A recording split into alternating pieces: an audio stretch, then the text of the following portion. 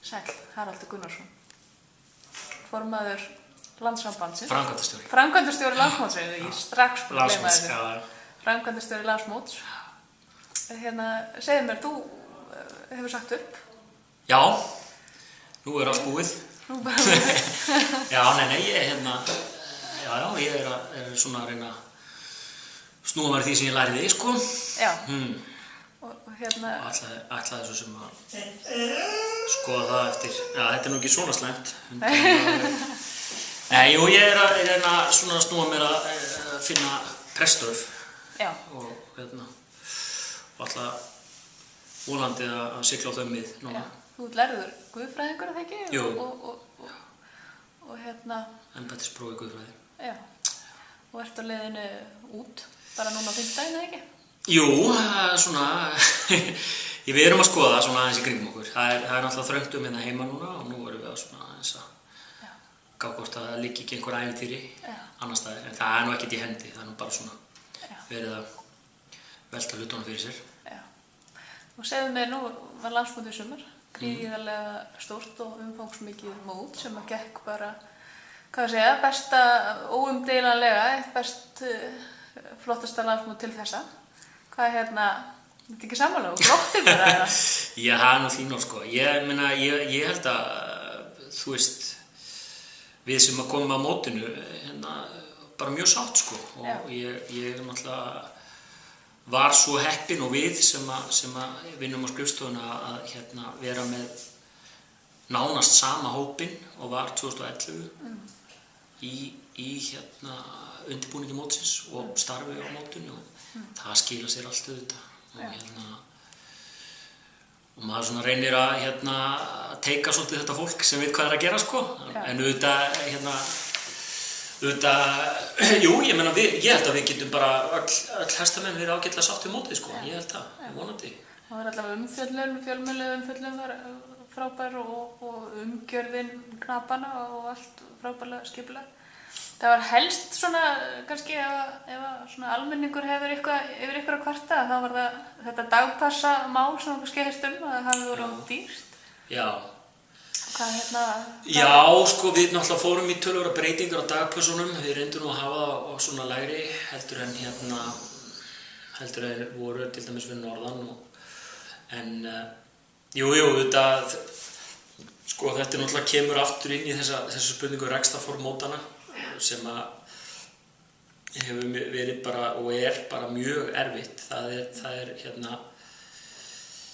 já, ég tók við 2010, sko, eftir pestina og mótið var þá náttúrulega í gjörgæslu og ennþá. Við höfum bara alls ekki náð að snúa við eins og við vonuðumst til að myndi gerast í sumar.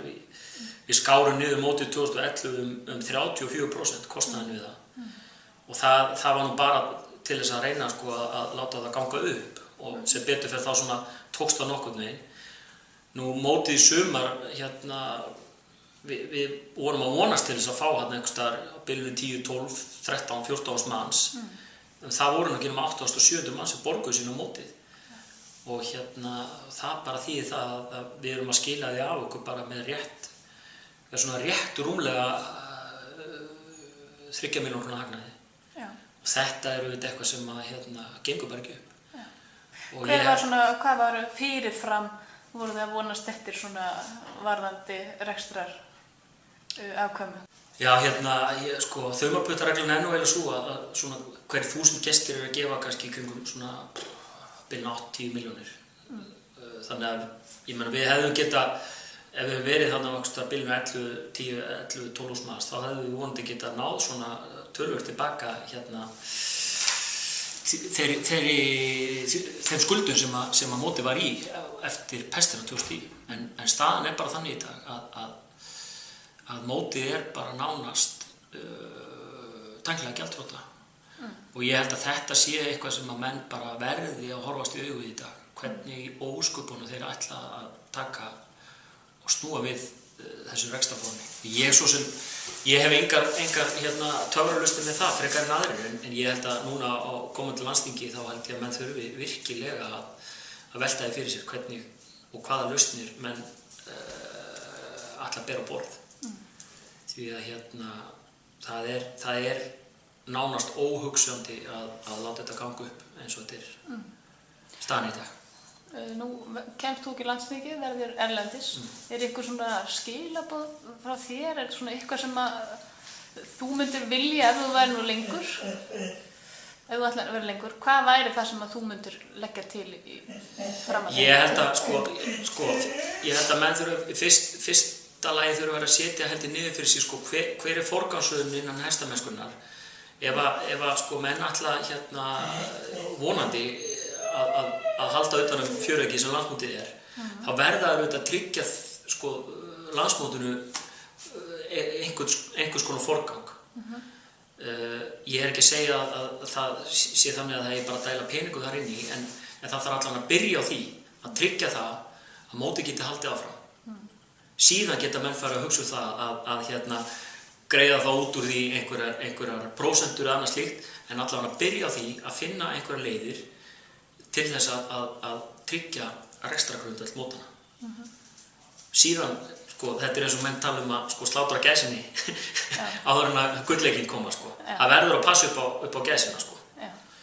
Og en ég, eins og ég segi, ég hef ekki neinar lausnir á því hvernig en það er bara margar ólíkar og flóknar leiðir held ég sem að menn þurfa að fara. En ég held að mín skoðun er sú að félögin sjálf þurfa að koma miklu meira á þessum mótum.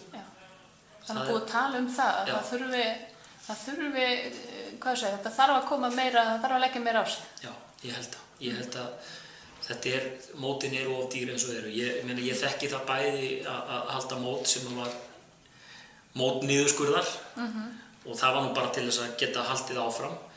Og auðvitað blésum við dálítið til sóknar núna fyrir mótið 2012, en það var bara krafa á það. Reyndu þó að halda kostnaði niðri eins og við mögulega gátum. Það vonandi tókst þannig að 2014 verði við séum að vinna okkur í haginn. Þetta er maraþonhlaup að halda og markasetja landsmót. En ég held að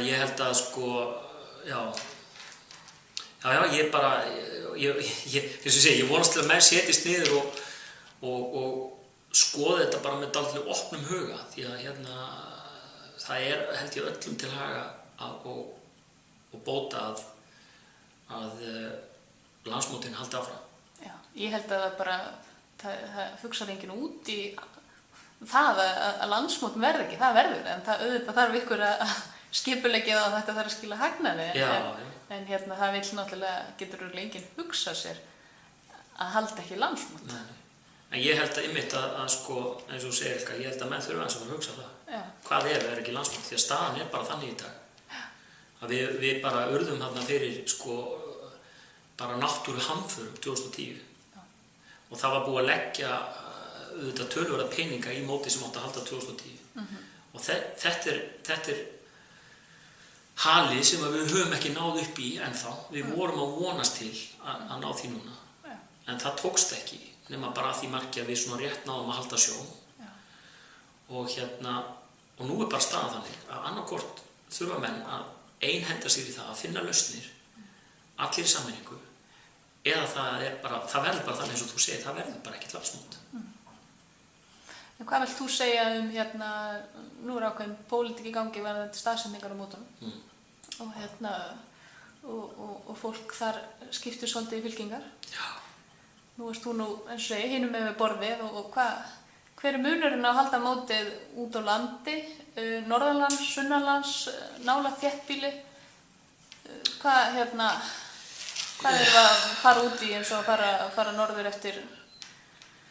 Já, ég hef nú alltaf sagt það þegar ég spurður að þessu, kannski, nú get ég aðeins farið að rífa kjaft, þegar ég er hvað sem er hægt, En ég held að, ég er svo sem engin sérstakur talsmaður þess að halda landsmót í þéttbýli eða halda landsmót út á landi. Ég held að bara, eins og ég var að segja á hann, ég held að menn þurfi fyrst og fremst að hugsa það hvar tryggja menn rekstrar afkomu mótana sem best. Það er bara fyrsta spurningin. Síðan geta menn fara að spá einhverja staðsetningar. Fyrst þurfa að hugsa það hvar skilar mótið mestum hagnaði En ég meina að hagnaðurinn kemur bara frá fólki sem sækir mótið. Akkurat, ég meina ef að menn hafi ekki áhuga á því að mæta á móti Reykjavík eða áhuga á því að mæta mót norður í landi eða á Hellu, þá náttúrulega verður ekkert mót. Og menn sem að sko auðvitað töluðu þannig að þeir ætluðu ekki að mæta á móti Reykjavík, þeir kannski sjá það í dag að ég meina rakstrar afkoma mótana er bara hún er bara í stór hættu. Þannig ég held að menn þurfi alltaf að hugsa svolítið svona, menn þurfa að hugsa það þannig, sko, ok, mótið er hérna núna, ég mæti vegna þess að mér þykir vænt þetta mót, ég á það, þetta eru hestamenn út í landinu sem eiga mótið og síðan þá geta menn farið að hugsa sko, þess að ég segi, það þarf fyrst og fremst að hugsa það að standa með mótinu en ekki í einhverjum sérhagsmuna pólitík sem að ég held að sko á endanum þá truflar það alltaf fyrir rekstrar niðurstöðu. Það þarf að standa saman. Já, ég held að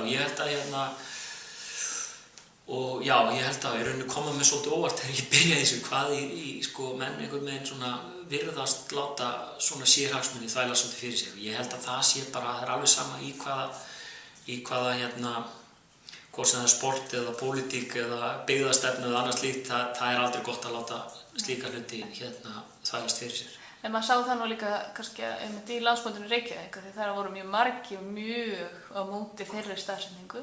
En síðan þegar það dró nær mótinu og fólk sá að það var ekki hægt að rífast yfir svo lengur, svo nýrði þetta, að þá vann samhugur sko. Ég hafði allavega þá tilfinningu að fólk sættist á staðinn og sérstaklega þegar það var mætt.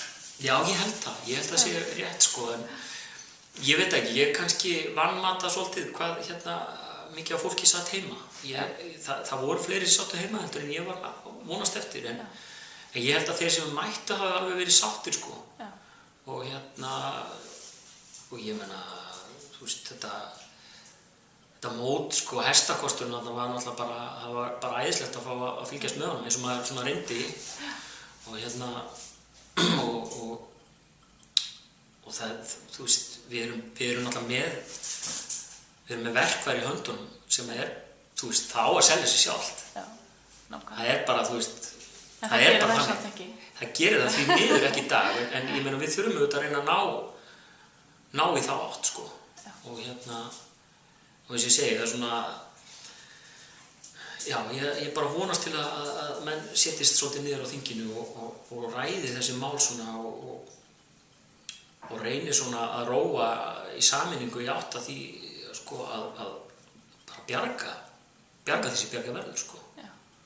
Því að meira er kannski ekki hægt að biðja sko. Nei.